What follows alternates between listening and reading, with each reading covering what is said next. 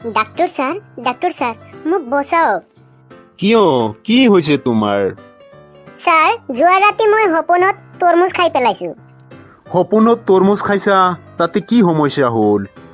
Sir মই হাৰ পোৱাৰ পিছত মোৰ গোল বালিচটো বিচাৰি পোৱা নাই। হা?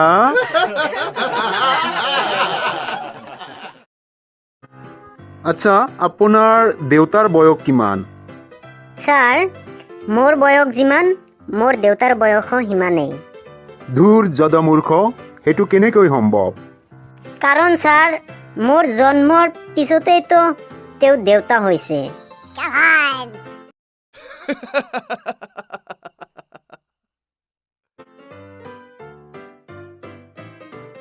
ডক্টৰ চাহাব, মোৰ ওজন বহুত বেছি হৈ গ'ল। আপুনি মোক চাই কিবা এটা কৰক না, মই মোৰ ওজন কমাব বিচাৰোঁ।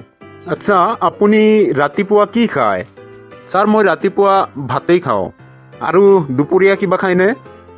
ছাৰ মই দুপৰীয়াও ভাতেই খাওঁ। আৰু ৰাতি কি খায়? ছাৰ ৰাতিও ভাতেই খাওঁ। আপোনাৰ দেখিছোঁ কোনো বেমাৰেই নাই।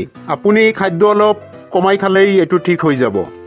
আপুনি এটা কাম কৰিব, ৰাতিপুৱা 2খন ৰুটি খাব, দুপৰীয়া 2খন ৰুটি আৰু ৰাতি 2খনকৈ ৰুটি খাব।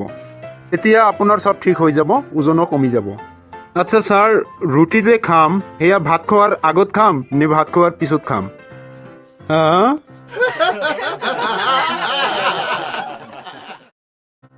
কি যে ৰোগী আহে, কি যে হ'ব।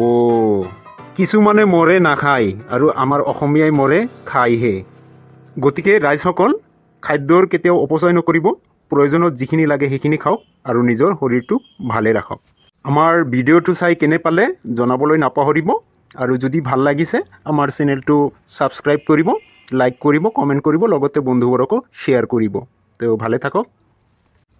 ভিডিঅ'টো সম্পূৰ্ণ চোৱাৰ বাবে আপোনালোকক ধন্যবাদ।